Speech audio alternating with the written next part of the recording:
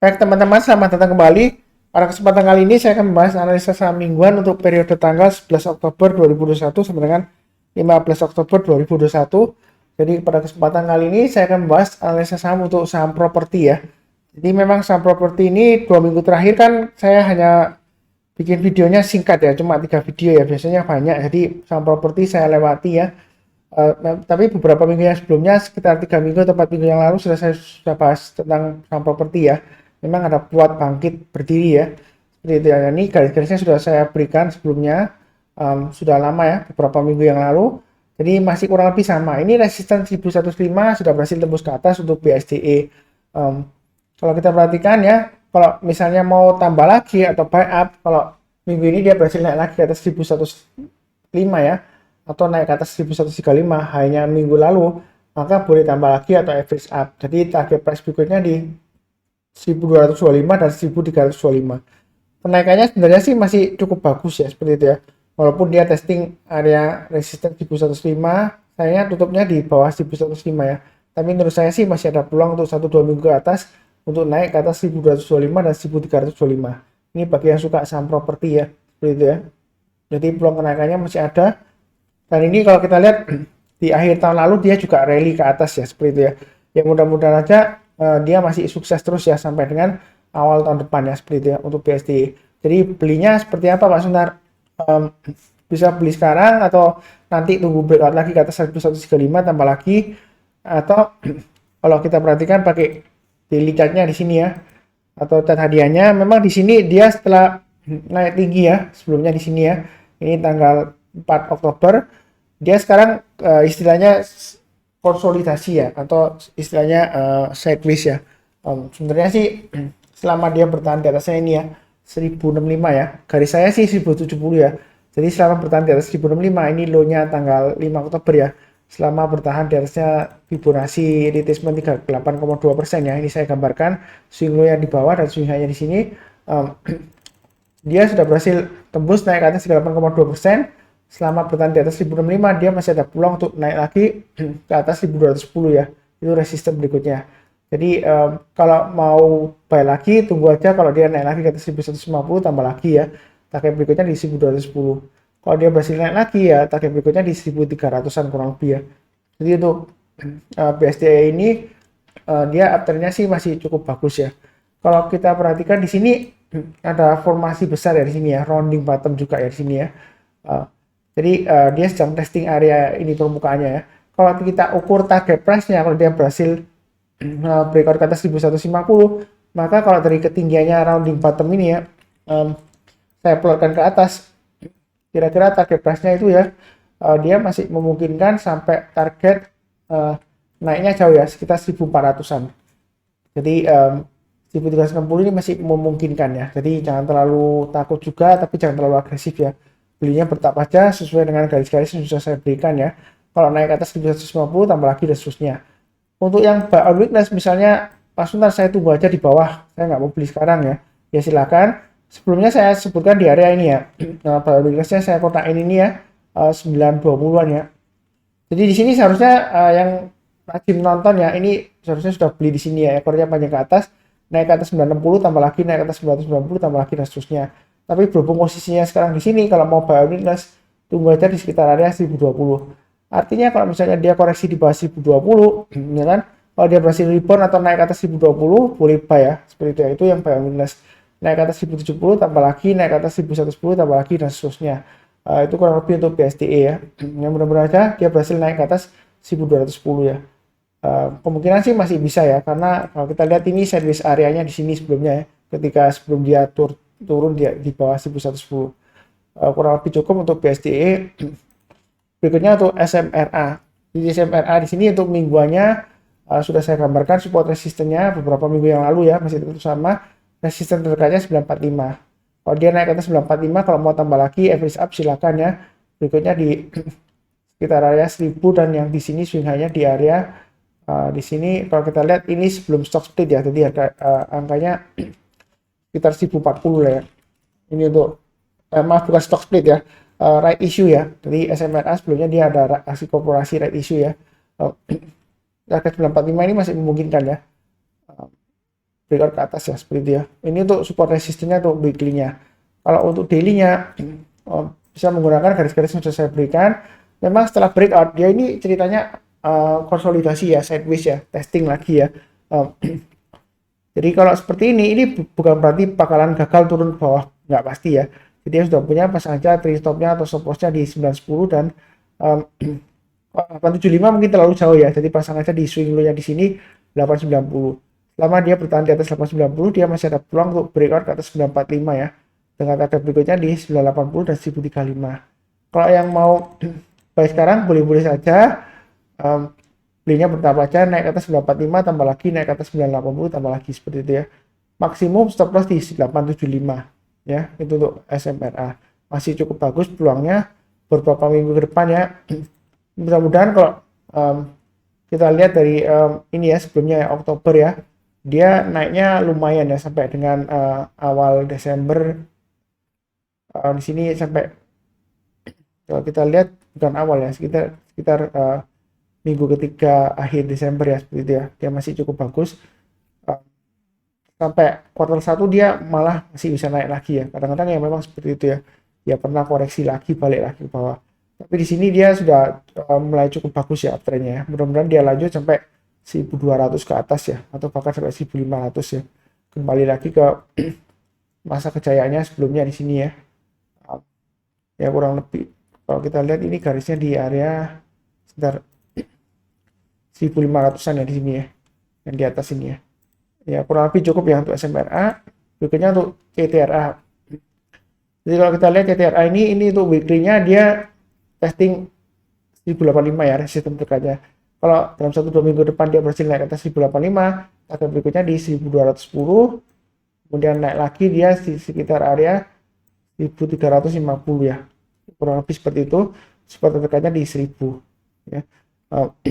Dan ini masih kurang lebih di tengah-tengahnya lah ya.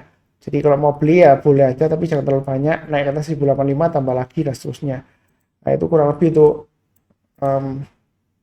CTRA ya, weekly-nya. Kemudian kalau kita lihat dari daily-nya, ini kita lihat resistennya 1070-an ya, kalau berdasarkan Fibonacci retracement 38,2% ya. Saya tarik dari ini ya, swing low dan swing high-nya.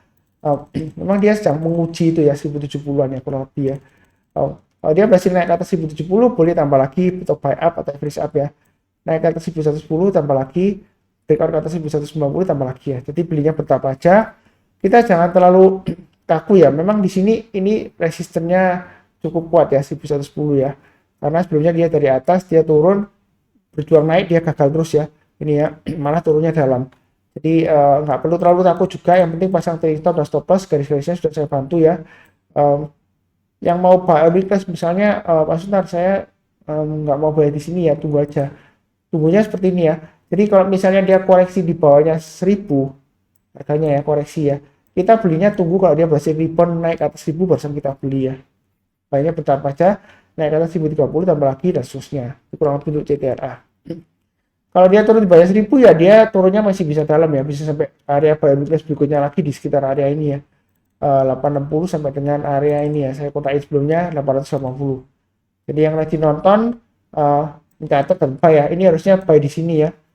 Sudah saya sebutkan ya, walaupun mungkin nggak saya bahas waktu itu ya, karena ada beberapa saham yang banyak banget ya, jadi saya nggak sempat bahas.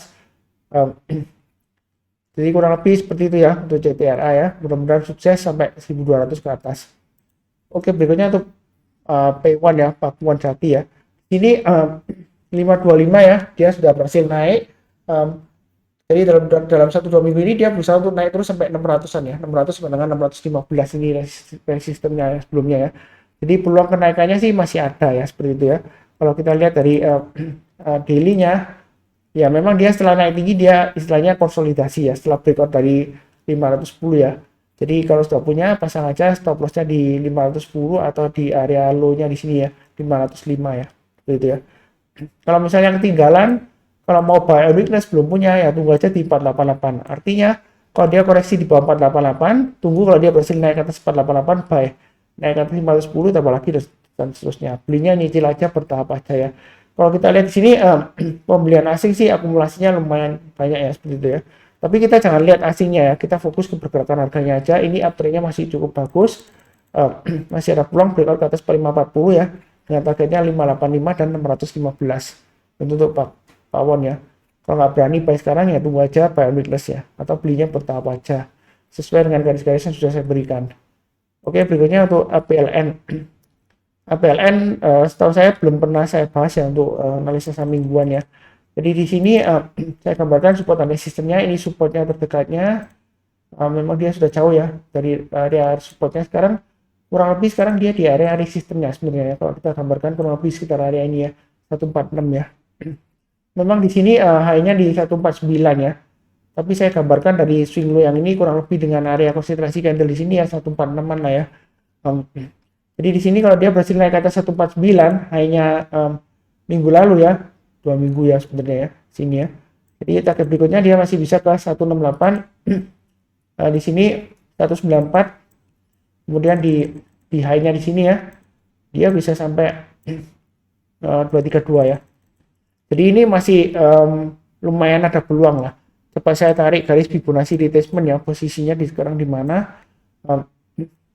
Jadi kalau saya tarik dia kurang lebih masih testing area ini ya, Fibonacci retracement 61,8% ya. Jadi kalau dia berhasil bertahan di atas 146 ya kan, dia masih peluangnya cukup besar ya untuk breakout naik ke atas ya, dengan targetnya ya kalau di Fibonacci retracement 38,2% dia di area ini ya, sekitar 180-an ya. Kurang lebih ya. Jadi peluangnya masih cukup bagus. Kalau mau buy bertahap aja. Untuk daily-nya memang ini saya sudah gambarkan sebelumnya ya. Garis Fibonacci retracement di sini ya sama ya, 146 ya. Jadi kalau kita perhatikan di sini ya, kalau yang mau buy sebenarnya masih belum ketinggalan ya. Menurut saya, saran saya kalau mau buy tunggu aja naik ke atas 149 lebih baik ya. Lebih amannya seperti itu. Naik ke atas 157 tambah lagi, naik ke atas 163 tambah lagi ya, seperti itu ya. Target-targetnya sekitar 180-an di sini ya. Fibonacci retracement 38,2%. Garis saya di 182 lah ya. Ya, itu target price-nya. Jadi belinya bertahap aja, mulai dari 149 ke atas buy, 157 ke atas buy, 163 ke atas buy, dan seterusnya ya, seperti itu ya. Buy-nya bertahap aja. Kalau sudah punya ya pasang aja di 138 ya. Trailing stop-nya atau stop loss-nya ya. Kurang lebih ya 138 sampai dengan 130 lah ya, seperti itu ya. Memang agak jauh ya, walaupun sepertinya dekat ya, tapi kan kalau berkurang 145 ke 138 aja lumayan ya, apalagi ke 130 lumayan jauh ya. Jadi karena saya tetap sabar, fokus dan disiplin aja ya, seperti itu ya. Mudah-mudahan dia berjuang naik. Memang secara fundamental dia masih belum ada perbaikan yang signifikan ya menurut saya. Kurang lebih ya cukup lah ya untuk APLN ya, belinya bertahap aja, jangan terlalu agresif. Berikutnya untuk ASRI. Di emiten properti yang terakhir, ASRI weekly-nya di sini ya, 2 minggu terakhir dia mulai naik ya. Di sini kalau kita perhatikan dia dekat dengan resistennya 204. Kalau dia berhasil breakout ke atas 204, ini kemungkinan besar peluang terbuka ke 228 dan 266 masih cukup besar ya, apalagi ke jingga yang di atasnya ini ya, sekitar 304 ya.